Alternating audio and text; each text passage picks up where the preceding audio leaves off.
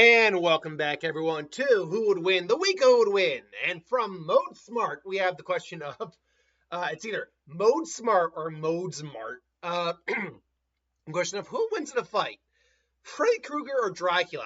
Now I had the Castlevania version of Dracula here. We are just looking at Dracula as a whole. I'm not compositing. I'm just going to look over the individuals because if I composite, Freddy's probably F. So I want to at least give Freddy a decent shake here.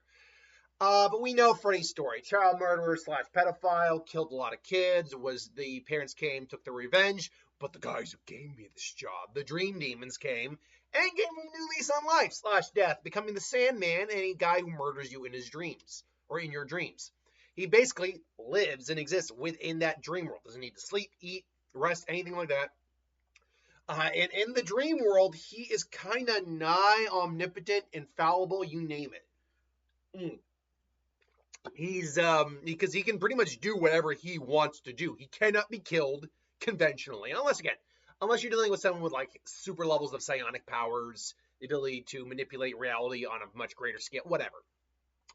But in the dream world, yeah, you can just do anything. The only effective ways to kill him, at least in said universe, is to pull him out of the dream world and then beat his ass in the real world. And even that's not a guarantee due to the fact that we had how many sequels and a reboot?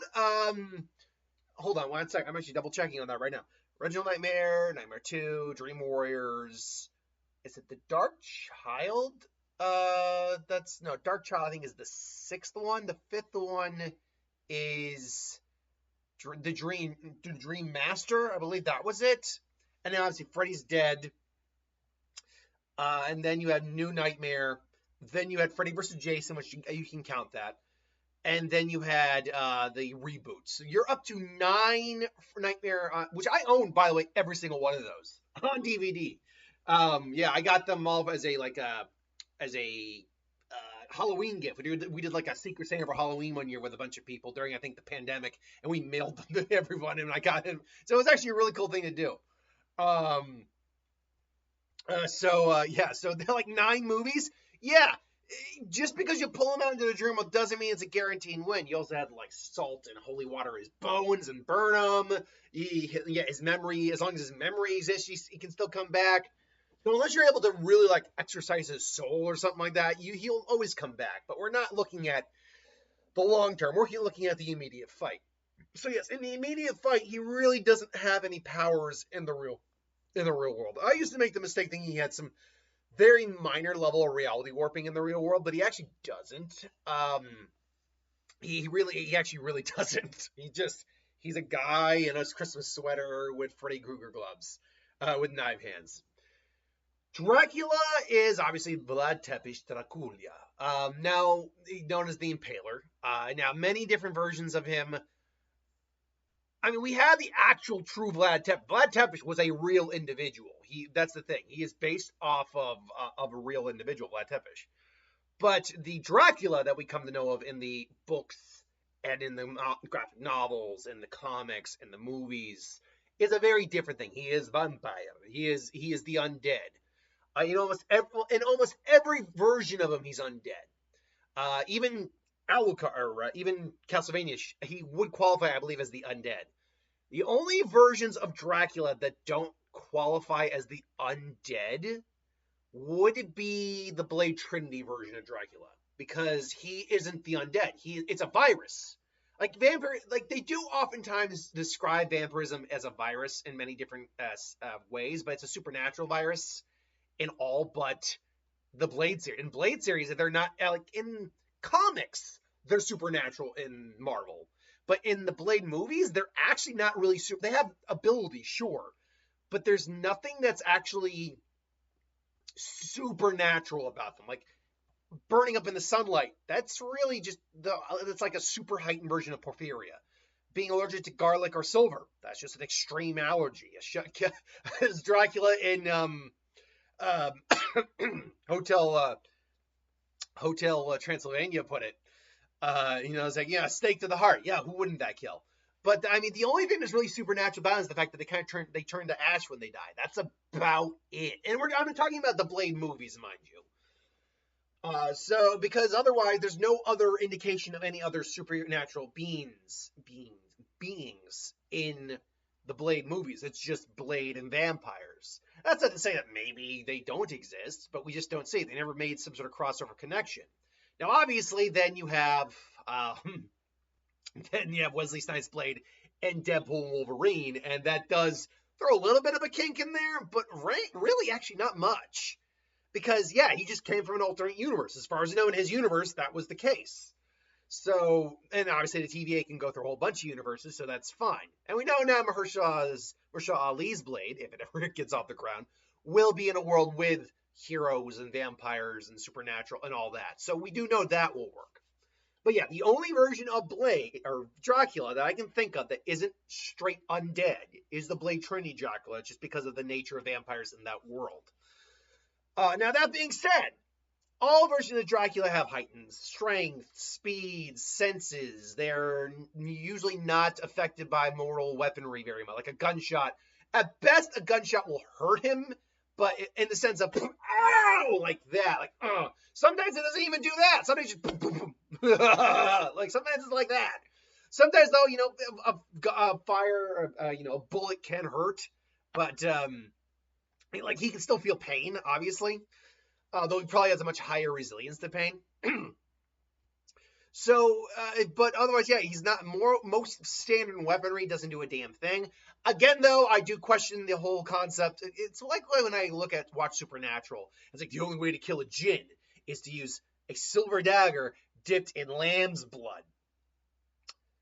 Modern weaponry is really advanced in this time. You ever think of maybe just trying to firebomb them or grenade them? Like, literally, stick a grenade in their mouth and see what happens. I'm just saying. I mean, as far as weaponry goes, I feel like you guys probably could get your hands on some grenades. It wouldn't be easy, but compared to like getting your hand on a bomb, it'd be child's play. Or hell, literally, 50 caliber sniper rifle, 50 caliber anti-tank rifle. Is literally tear a man in half. So get a headshot from a distance on a djinn and see what happens. I'm just saying. I am just saying. I get that, it's like, oh, these are the only ways we hunters know how to deal with them. Yeah, but has anyone actually ever tried just blowing them up? Seriously? Or are they literally just going to do the Jeepers Creepers thing and just kind of piece themselves back together because they didn't do the exact way to kill them? Either way. Regardless, basically, most modern weaponry wouldn't work on Dracula. Most versions of Dracula also possess several supernatural abilities, including hypnosis, communing with, like, animals, such as wolves, transforming into wolves or bats. And obviously, stronger versions of Dracula have other abilities as well. Like I said, the Blade Trinity Dracula is one of the few Draculas that is immune to sunlight. Alucard counts as Dracula, so he's also immune to. He doesn't come out during the day very often, but he is immune to sunlight. It tires him out, but he is immune to sunlight. Some of them have severe. Blade Trinity Dracula has a transformation too, as does Alucard into Vlad Dracula when he releases Restraint Level 0. He also has insane regeneration, and then you have Castlevania Dracula, who not only is strong regeneration, he's not immune to sunlight though, but strong regeneration. He is also highly proficient in magic and science. Like every Dracula that you have is essentially, a warlord. He has centuries of battle experience under his belt, and most have much stronger will than the normal man. Hence why, you call him like hypnotizing individual. So it's really hard, especially when you get like some of the strongest versions of Dracula, to really do much against them, unless you're someone like on a much higher tier of scaling for power systems. Like if you're like Dracula probably scales at least to a planetary individual level of power, at least. I mean, he pulls his power from a dark dimension, which is like the equivalent of a universe. It doesn't necessarily make him universal. It just means that's where he's pulling the power from.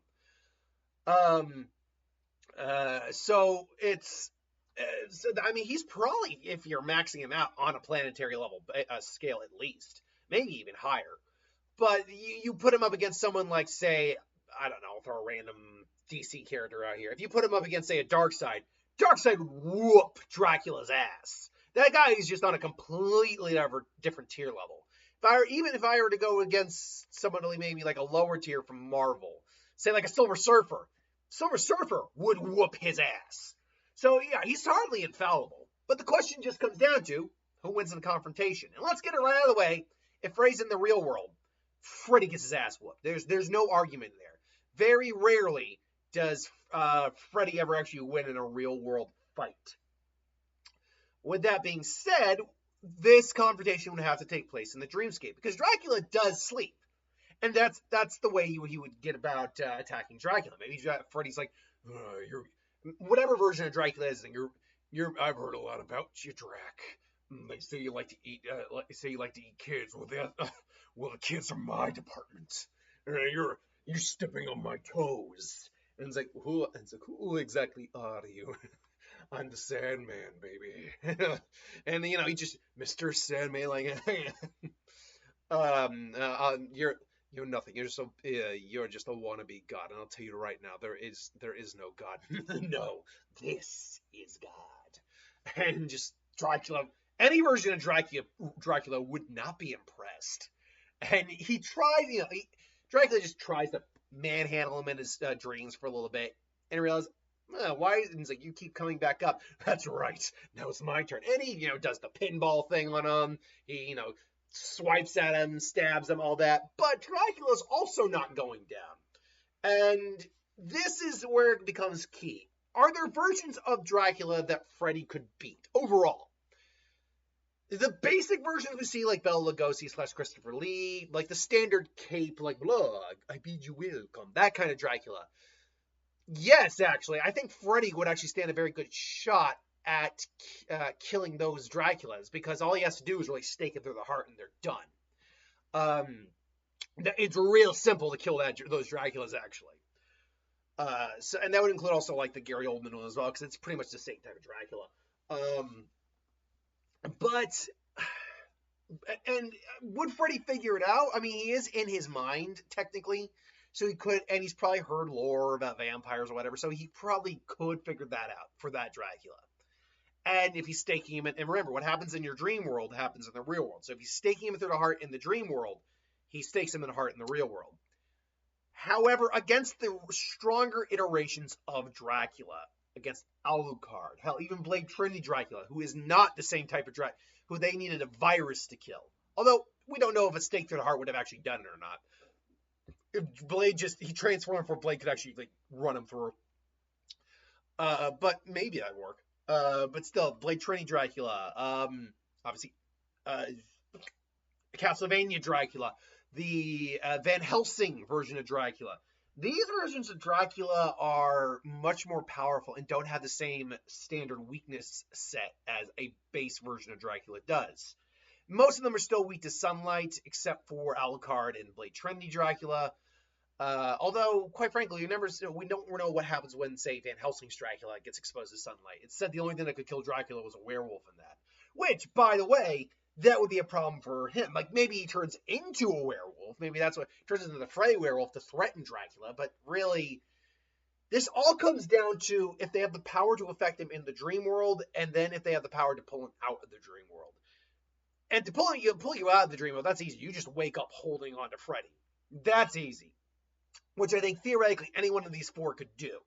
And any other very powerful version. Like Marvel's Dracula is also very powerful too.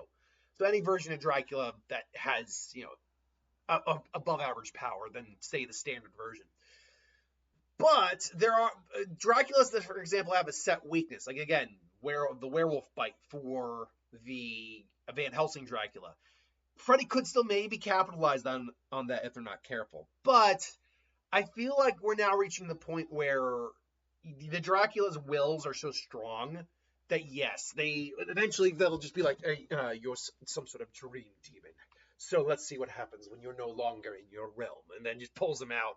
And then that's all she wrote.